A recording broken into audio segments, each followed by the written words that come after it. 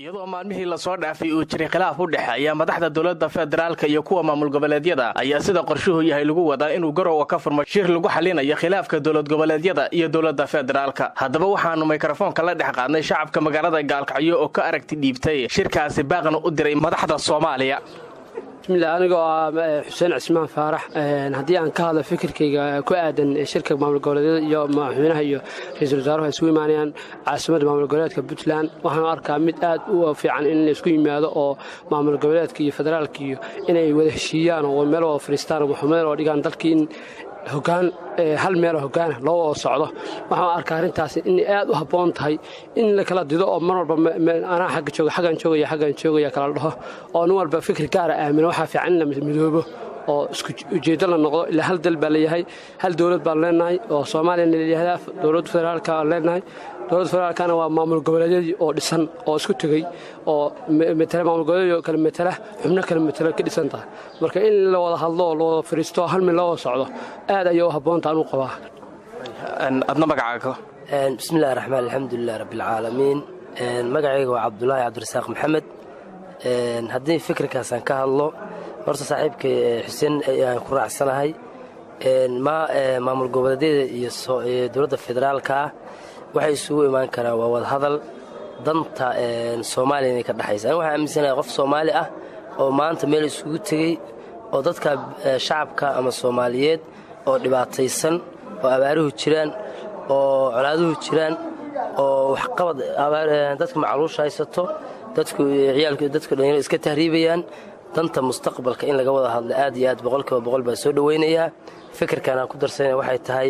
Soomaali maanta meel ugu kala taga ma joogto Soomaaliya waxay joogtaa meeshii gacanta isku qabsan lahayd bay maanta marisaa marka madaxweynaha dowladda federaalka iyo maamul goboleedyada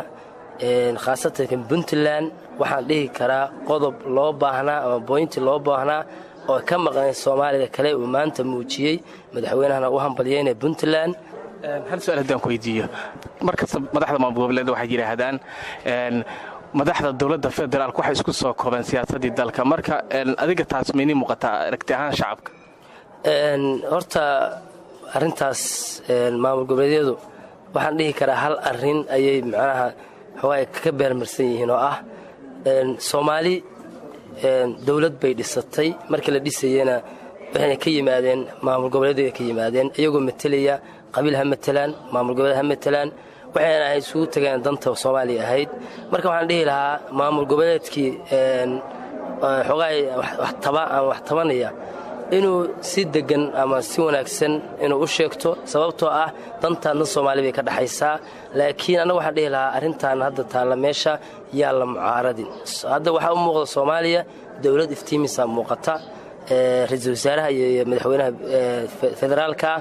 aniga hoggaankan si ila muuqato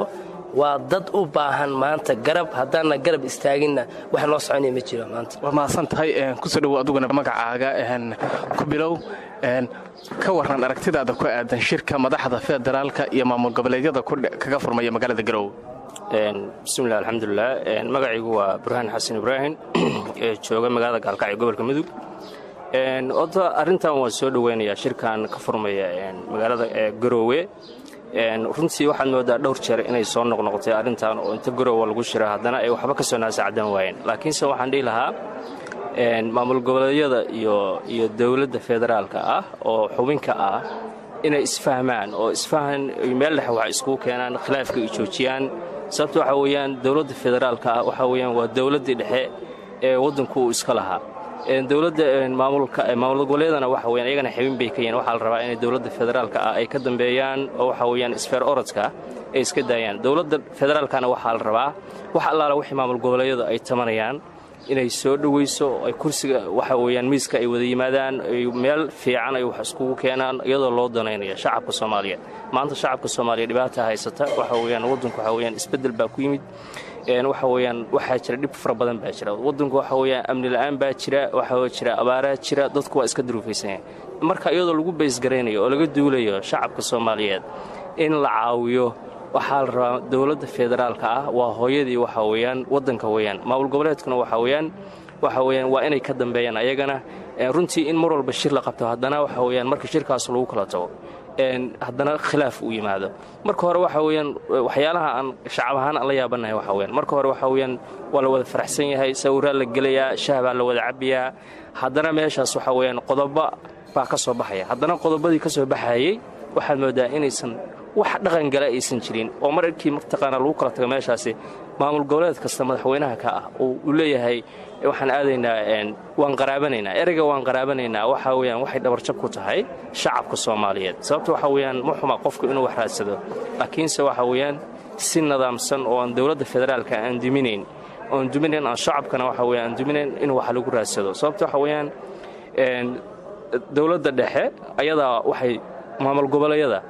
iyo waddanka waxa ay soo qaadanaysa oo deeqbixiyaasha ay soo qaadanaysa waxay ku soo qaadanaysaa shacabka Soomaaliyeed. shacabka Soomaaliyeedna waxa weeyaan waa dad ka soo kala jeeda qabaa'ilo, iyadoo waxa weeyaan maamul goboleed kasta wuxuu rabaa marka wixii uu xaqa u lahaa in la siiyo. haddana waxaad moodaa inay wax tabanayaan wixii inta la soo qaada aan wixii aan mataqaana maamul goboleedku u baahnaa aan la helayn. ayada laftirkeedana waxaa la rabaa in xal laga gaaro arrintaas. intaasaan dhihi lahaa. aad baad umahadsanta. bismillahi raxmaan raxiim. cabdullahi cabdirasaaq waa dhahaa. laba fariimood baan rabaa inaad diro. fariin waxaa u dirayaa dowladda federaalka, fariinna waxaa u dirayaa maamul goboleedyada. fariintaa u diray maamul goboleed waxaa weeye maamul goboleed kastow ama bulsho kastoo maamul goboleed ah dadku dantooda inay ka shaqaystaan, danahooda inay ka shaqaystaan, waxa danta ugu jira inay sameeyaan. oo sababtoo ah maamul goboleed waxaa jira ama maamul goboleed waxaa jira oo arrinta ah asagoo waddankii gacanta aanu ku hayn ama ammaankiisa aanu sugi karin inuu ku mashquulo waxyaalo kale. aniga waxaan aaminsanahay in arrintaasi ka fiirsi u baahan tahay. sababtoo ah marka hore waa inuu maamul goboleedku asagoo isxalliyaa, markuu isxalliyo kadib uu gudbaa. dowladda federaalkana fariin baa u dirayaa maamul goboleedku waa shacabka aad matalaysaan weye, waa shacabka aad matalaysaan. hal maamul goboleed hadduu sameeyo